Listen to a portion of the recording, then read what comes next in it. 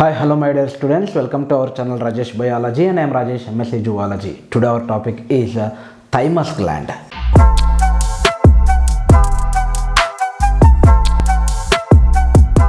Thymus gland first location ఎక్కడ ఉంటుంది and then next అది సెక్రేట్ చేసే హార్మోన్ ఏంటి, ఆ హార్మోన్ ఎక్కువైతే వచ్చే ప్రాబ్లం ఏంటి, తక్కువైతే వచ్చే ప్రాబ్లం ఏంటి, ఇలా థైమస్ గ్లాండ్ కోసం చూద్దాం. Thymus is a lobed gland. ఇది ఒక లింఫాయిడ్ గ్లాండ్ అనమాట. లింఫాయిడ్ గ్లాండ్ అంటే మీ అందరికీ తెలిసే ఉంటుంది. ఇప్పుడు మనకి లింఫ్ నోడ్ వినుంటారు మీరు. మనకి బాడీ ఫ్లూయిడ్స్ అండ్ సర్క్యులేషన్లో లింఫాటిక్ సిస్టమ్ అని చెప్పేసి సెపరేట్ ఒక సిస్టమ్ ఉంటుంది. సర్క్యులేషన్లో 3 types ఆఫ్ సర్క్యులేషన్ ఉంటుంది మన బాడీలో. Vascular circulation, blood circulation, lymphatic circulation, portal circulation, ఇలా. అందులో లింఫాటిక్ సర్క్యులేషన్లో, లింఫాటిక్ సిస్టంలో లింఫ్ గ్లాండ్స్, వాటిని లింఫ్ నోడ్స్ అంటాం. సో ఇది కూడా ఒక టైప్ ఆఫ్ లింఫ్ నోడ్. ఏదేమి సెపరేట్ ఒక గ్లాండ్గా ప్రొడ్యూస్ అయింది కాదు, ఇది ఒక లింఫ్ నోడ్. ఓకే, అలా ఇది ఒక లింఫాయిడ్ గ్లాండ్ అనమాట. Endodermal in origin, like thyroid, like a parathyroid. Thymus కూడా endodermal in origin. Thyroid, parathyroid కూడా ఎండోడెర్మలే, థైమస్ కూడా ఎండోడెర్మల్ ఇన్ ఆరిజిన్. ఇది ఒక లింఫాయిడ్ గ్లాండ్ లాంటిది. ఇది ఒక లోబ్డ్ స్ట్రక్చర్, బైలోబ్డ్ స్ట్రక్చర్. ఎక్కడ ఉంటుంది ఈ బాడీలో అంటే బిట్వీన్ ద లంగ్స్ హియర్, ఇక్కడ మనకి చెస్ట్ రీజియన్లో, ఈ బ్రెస్ట్ బోన్ వెనకాల ఉంటుంది. స్టెర్నమ్ అంటాం దీన్ని, వెంట్రల్ స్టెర్నమ్. ఈ స్టెర్నానికి వెనకాల 2 లంగ్స్కి మధ్యలో, ఫర్ ఎగ్జాంపుల్ ఇవి 2 లంగ్స్ అనుకుందాం. 2 లంగ్స్కి మధ్యలో బ్రెస్ట్ బోన్ వెనకాల అయోటాకి వెంట్రల్ సైడ్లో ఉంటుంది. అయోటాకి వెంట్రల్ సైడ్లో అంటే వెంట్రల్ అయోటా, ఒక ట్యూబ్ని మీరు ఇమాజిన్ చేసుకున్నట్లయితే కనుక ఇది ఒక అయోటా ట్యూబ్ అనుకుంటే, ఇక్కడ దానికి ఒక స్టెర్నమ్ ఈ రెండింటికి మధ్యలో ఉంటుంది. బిట్వీన్ ద 2 లంగ్స్ వెంట్రల్ అయోటాకి వెంట్రల్ సైడ్లో, ఓకే, స్టెర్నమ్కి దీనికి మధ్యలో ఉంటుంది ఈ థైమస్. ఇదొక బైలోబ్డ్ స్ట్రక్చర్. బైలోబ్డ్ స్ట్రక్చర్ మీకు ఇక్కడ నేను డ్రా చేసి చూపిస్తాను.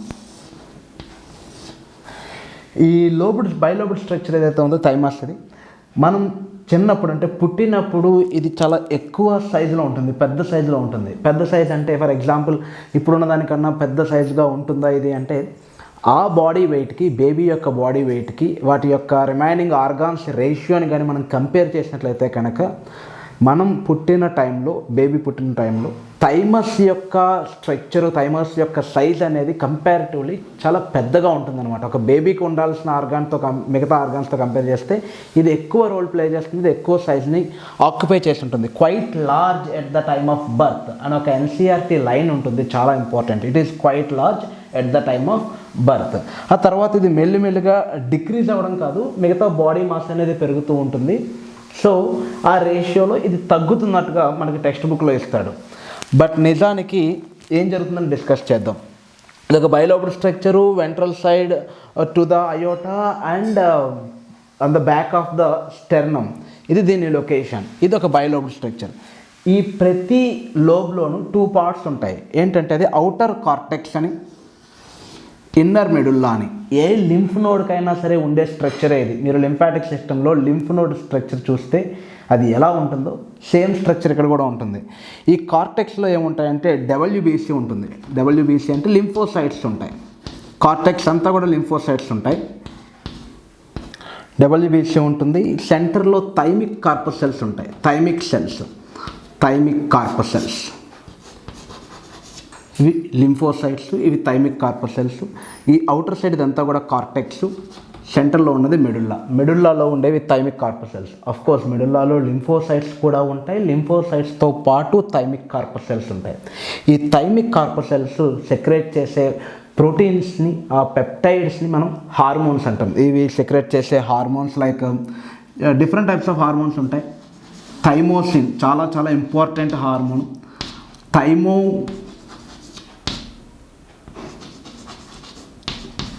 థైమోపాయిటిన్ అండ్ థైమిక్ ఫ్యాక్టర్.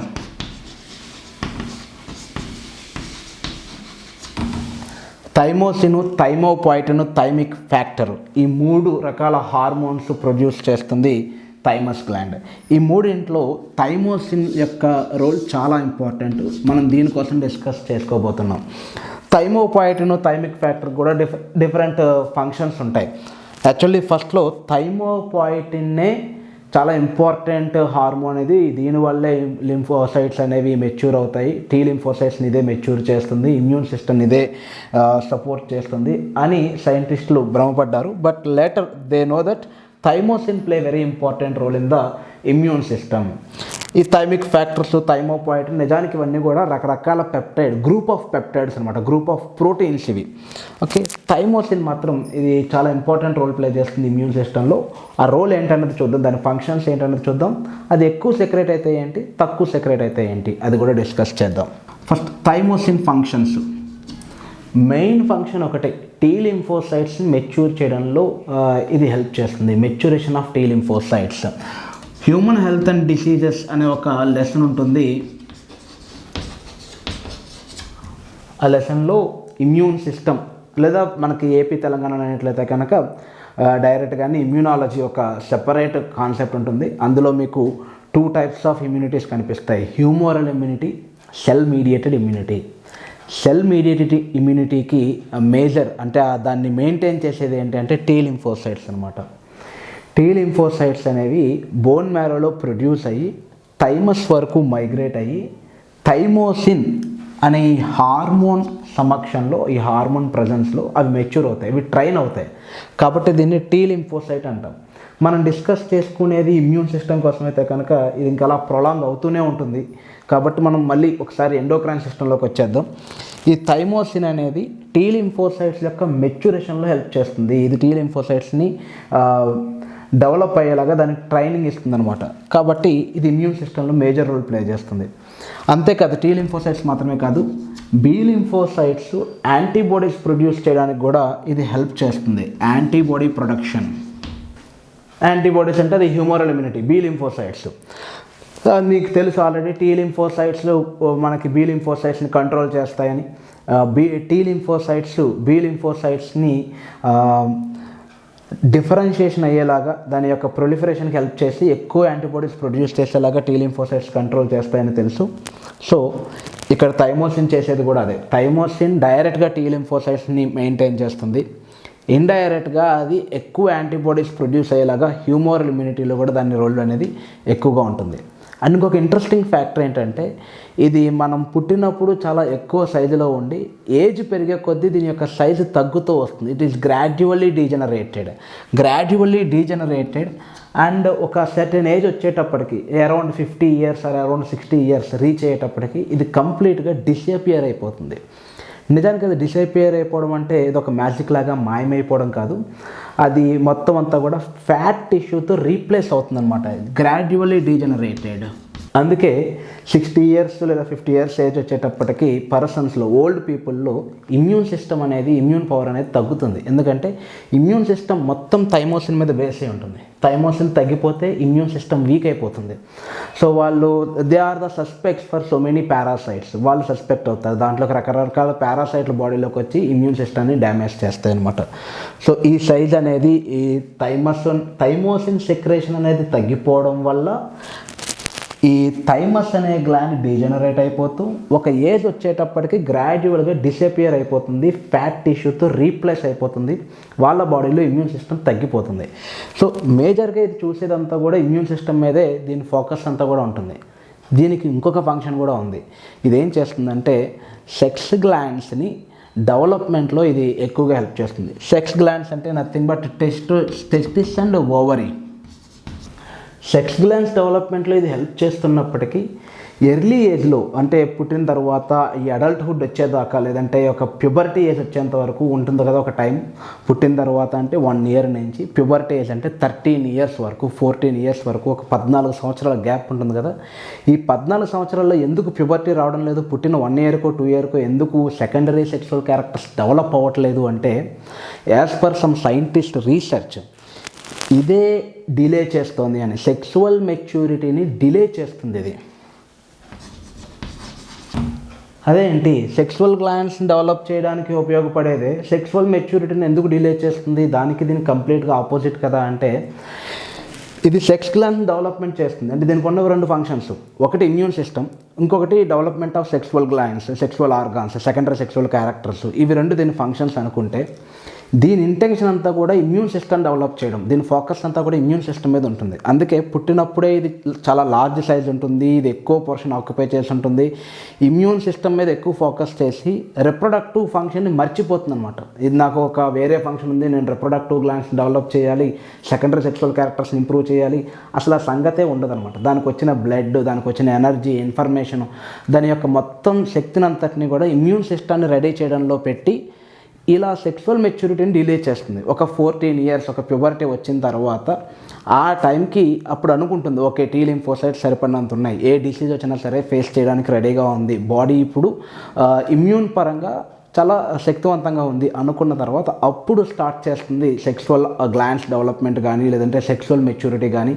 ఇది రీసెర్చర్స్ తెలుసుకున్న విషయం అబౌట్ థైమస్ గ్లాండ్. అండ్ ఇది కూడా మనకి అబ్జర్వ్ చేసినట్లయితే కనుక మన కోవిడ్ టైంలో వ్యాక్సినేషన్ ఇంపార్టెన్స్ క్రైటీరియాని తీసుకున్నప్పుడు ఫస్ట్ వ్యాక్సిన్ ఎవరికి ఇవ్వాలి అంటే, ఎవరైతే ఇమ్యూన్ డెఫిషియన్సీ అంటే ఎయిడ్స్ పేషెంట్స్ ఉంటారో, ఎవరైతే ఆర్గాన్ ట్రాన్స్ప్లాంట్స్ ఉంటారో.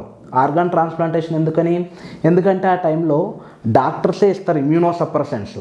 నువ్వు ఆర్గాన్ ట్రాన్స్ప్లాంట్ చేసుకున్నావు కాబట్టి నీ ఇమ్యూన్ సిస్టమ్ దాన్ని రిజెక్ట్ చేయకుండా నీ ఇమ్యూన్ సిస్టమ్ నిద్రపుచ్చేస్తామని చెప్పి డాక్టర్సే ఇమ్యూన్ సప్రెసెంట్స్ ఇస్తారు. కాబట్టి first AIDS patients, organ transplants, pregnant ఉమెన్స్లో కూడా ఇమ్యూన్ సిస్టమ్ చాలా తక్కువగా ఉంటుంది. ఎందుకంటే అప్పుడు కార్టిసాల్ లెవెల్స్ ఇంక్రీజ్ అయిపోతాయి. కార్టిసాల్ ఎక్కువగా ఇమ్యూన్ సిస్టమ్ని సప్రెస్ చేస్తూ ఉంటుంది. కాబట్టి ప్రెగ్నెంట్ ఉమెన్స్లో కూడా ఇమ్యూన్ సిస్టమ్ ఉండదు. ఆ తర్వాత మేజర్ ఇంపార్టెన్స్ వాళ్ళకి ఇచ్చింది ఎవరికి అంటే 60 years అండ్ అబోవ్. ఎవరైతే 60 years ఉంటారో వాళ్ళకన్నా ఎక్కువ ఏజ్ ఉంటుందో వాళ్ళకి మేజర్ ఇంపార్టెన్స్.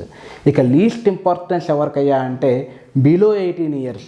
అంటే చిన్నపిల్లలకి ఇచ్చేశారు వ్యాక్సిన్ అనేది, చిన్నపిల్లలకి ఇవ్వాలన్నారు.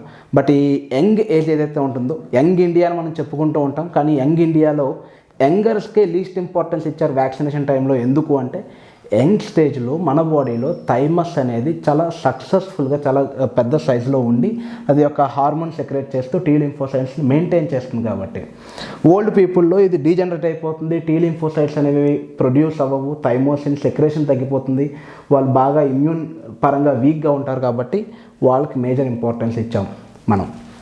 సో ఇది థైమోసిన్ యొక్క ఫంక్షన్స్, దాని యొక్క లొకేషను, స్ట్రక్చరు, వాటి యొక్క హార్మోన్స్. ఇప్పుడు హైపోసెక్రేషన్ ఏంటి, హైపర్ సెక్రేషన్ ఏంటి అన్నది చూద్దాం. జనరల్గా మీరు గెస్ చేసిందే కరెక్ట్. హైపోసెక్రేషన్ చేస్తే ఏమవుతుంది బాడీలో థైమోసిన్ తగ్గిపోతే ఇమ్యూన్ సిస్టమ్ తగ్గిపోతుంది. థైమోసిన్ లేకపోతే టీ లింఫోసైట్స్ మెచ్యూర్ అవ్వవు. టీ లింఫోసైట్స్ లేకపోతే దాన్ని ఇమ్యూన్ సిస్టమ్ అనరు. అది మేజర్ అనమాట, అది కింగ్. టీ లింఫోసైట్స్ పవర్స్ ఎంత ఉన్నాయంటే లైక్ చెస్ బోర్డ్లో కింగ్ లాంటిది. థైమస్ టీ లింఫోసైట్స్ అనేది ఒక చెస్ బోర్డ్లో కింగ్ లాగా అనమాట. అది ఒక స్టెప్పే వేస్తుంది, దానికి యాంటీబాడీస్ ప్రొడ్యూస్ చేయడం రాదు, బట్ మొత్తం చెస్ గేమ్ అంతా కూడా దానికోసమే. సో అలా టీ లింఫోసైట్స్ ఏవైతే ఉన్నాయో అవి కానీ తగ్గిపోయినట్లయితే ఇమ్యూన్ సిస్టమ్ వీక్ అయిపోతుంది. అది ఒకటైతే కనుక, రెండు అది దానివల్ల వచ్చే ప్రాబ్లమ్స్ ఏంటంటే some times it leads to the auto immune disorders. దాని యొక్క సెన్సిటివిటీని కోల్పోతుంది. ఆటో ఇమ్యూన్ డిజార్డర్స్ని అది కాజ్ చేయొచ్చు. మనకి థైమోసిన్ కానీ లేకపోయినట్లయితే టీ లింఫోసైట్స్ లేకపోవడం వల్ల రకరకాల డిసీజెస్ మన బాడీకి ఎఫెక్ట్ చేయొచ్చు. అది హైపోసెక్రేషన్. హైపర్ సెక్రేషన్ వల్ల ఏం జరుగుతుంది, హైపర్ సెక్రేషన్ వల్ల కొన్ని మెటీరియల్స్లో ఇచ్చిన మ్యాటర్ని బేస్ చేసుకొని మీకు చెప్తున్న ఈ పాయింట్ ఏంటి అంటే MG, myasthenia gravis. Myasthenia gravis అనేది ఒక ఆటో ఇమ్యూన్ డిజార్డర్. ఈ కండిషన్లో ఇవి చాలా ఎక్కువగా సెన్సిటైజ్ అయ్యి ఇమ్యూన్ సిస్టమే యాంటీబాడీస్ని ప్రొడ్యూస్ చేస్తుంది. ఈ యాంటీబాడీస్ ఏం చేస్తాయంటే న్యూరోమస్కులర్ జంక్షన్ని అక్కడ ఉండే రిసెప్టార్స్ ఏవైతే ఉంటాయో ఆ రిసెప్టార్స్కి ఈ యాంటీబాడీస్ అనేవి బైండ్ అవుతాయి. ఫర్ ఎగ్జాంపుల్ ఈ రెడ్ కలర్లో వేసినవి యాంటీబాడీస్. సో ఇక్కడ ఏం జరుగుతుంది, ఇమ్యూన్ సిస్టమ్ ఎక్కువైపోవడం వల్ల అది ప్రొడ్యూస్ చేసిన యాంటీబాడీస్ సెల్ఫ్ సెల్స్ని, సెల్ఫ్ రిసెప్టార్స్ని ఫారెన్ అనుకుని, అంటే యాంటీజెన్స్ అనుకుని ఇవి యాంటీబాడీస్ ప్రొడ్యూస్ చేసి ఆ రిసెప్టార్స్తో బైండ్ అయిపోతాయి. రిసెప్టార్స్ ఇప్పుడు they are busy with this antibodies. ఇక్కడి నుంచి మనకి సిగ్నల్ వస్తుంది, మజిల్ నువ్వు కంట్రాక్ట్ అవ్వు అని చెప్పి ఎస్టైల్ కొలైన్ ఇస్తుంది. కానీ ఎస్టిఎల్ కొలైన్ రిసెప్టార్స్ ఆల్రెడీ అవి యాంటీబాడీస్తో బైండ్ అయి ఉన్నాయి, కాబట్టి ఈ ఇన్ఫర్మేషన్ని మజిల్ తీసుకోలేదు, కాబట్టి ఆ మజిల్ కంట్రాక్ట్ అవ్వదు. మనం పంపిస్తాం నువ్వు రాయి అనేసో లేదంటే నువ్వు పరిగెట్టు అనేసో మనం సిగ్నల్ అయితే పంపిస్తాం, కానీ అది ఇక్కడ దాకా వెళ్ళిన రిసెప్టార్స్ ఆల్రెడీ యాంటీబాడీస్తో బైండ్ అయి ఉండడం వల్ల ఆ మజిల్ తీసుకోక ఆ కంట్రాక్షన్స్ అనేది జరగదు. సో ప్యారలైజ్ అయిపోయినట్టుగా మజిల్స్ ఇంకా ఎప్పటికీ కంట్రాక్ట్ అవ్వవు అనమాట. ఈ కండిషన్ని మైస్థీనియా గ్రావిస్ అంటాం. ఇది ఒక చాలా చాలా ఇంపార్టెంట్ ఆటో ఇమ్యూనల్ డిజార్డర్. రెగ్యులర్గా అడుగుతున్న క్వశ్చనే ఇది, నీట్ ఎగ్జామినేషన్లో కానీ ఎంసెట్ ఎగ్జామినేషన్లో కానీ.